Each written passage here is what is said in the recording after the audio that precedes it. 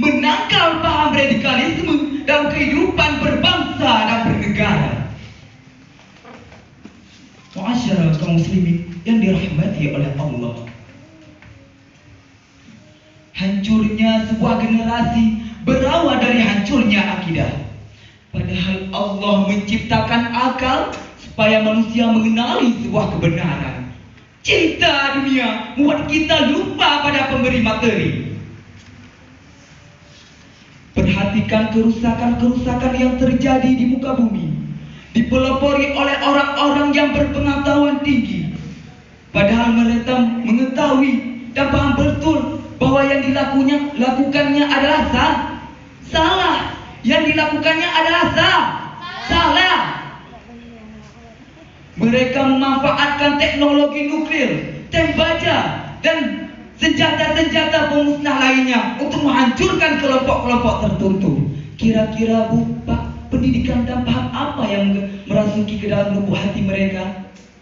Wallahu a'lam.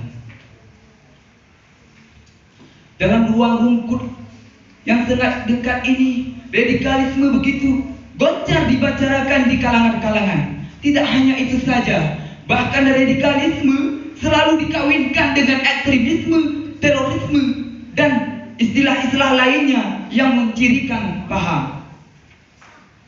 Segaris besar, gerakan radikalisme disebabkan oleh faktor-faktor ideologi dan faktor-faktor non-ideologi seperti ekonomi, kesalahpahaman, dendam, dan ketidakpercayaan. Maka dalam rangka menangkal paham radikalisme, perlunya kita persatuan dan kesatuan. Karena apa? Persatuan dan kesatuan sangat diutamakan dalam bernegara dan bermasyarakat. Karena tidak ada kesatuan dan persatuan apapun yang kita ingin, kita bangun, tak mudah terlaksana. Terkadang dalam bernegara bisa hancur dan berpecah belah sebagai yang kita tahu. Bersatu kita teguh, bercerai pasti runtuh. Maka oleh sebab itu, persatuan harus kita jalankan. Walau ke gunung sama mendaki, ke jurang sama menurun, berat sama dipikul, ringan sama dijinjing. Insya Allah, apa yang kita cita-cita akan mudah tercapai. Rakan-rakan seperjuangan, dalam menjalankan persatuan itu, kita harus menjalankan hubungan silaturahmi antara satu sama lain. Kalau kita pandai menjalankan atau menyatukan antara satu sama lain, maka hati pun sangat mudah kita membuat persatuan. Firman Allah dalam Al-Quran surah Al-Hujurah ayat 13 halaman 344 paling atas baris pertama kalau nggak salah. Apa bunyinya? Bismillahirrahmanirrahim.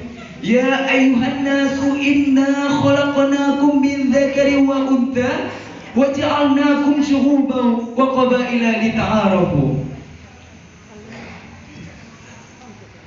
Hai manusia, sungguh telah kami ciptakan kamu dari seorang laki-laki dan perempuan. Kemudian kami jadikan kamu berbangsa-bangsa dan bersuku-suku agar mengenal antara satu sama lain.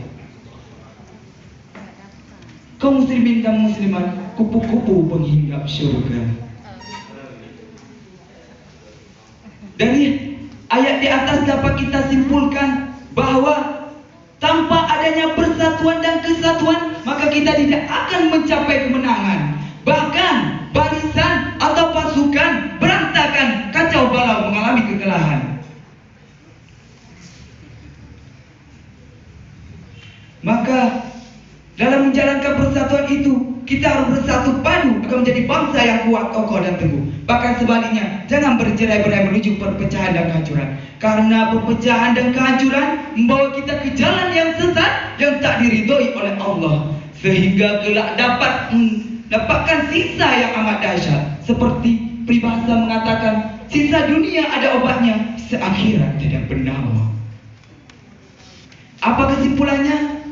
Masyarakat adalah tulang punggung yang paling efektif dalam menangkal paham radikalisme.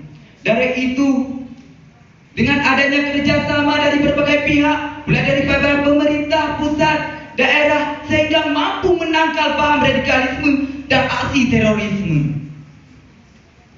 Dari itu, saya mengajak kepada saudara-saudari untuk menanamkan pola pikir kepada bangsa kita dan generasi muda agar apa? Agar tidak terpengaruhi oleh paham radikal. Maka hanya inilah yang dapat saya sampaikan. Lebih dan kurang saya mohon maaf. Sebelum saya akhiri, pepatah pun mengikuti. Jalan-jalan ke kota Paris, lihat rumah berpagar bersih. Kalau ada menang soal biasa, itu semua urusan juri. Akhiri kalam billahi taufiq wal hidayah. Wassalamualaikum warahmatullahi wabarakatuh. Waalaikumsalam. Kita berikan aplaus kepada peserta yang tampil. Dewan Hakim yang mulia, para hadirin yang berbahagia, peserta yang baru saja tampil tadi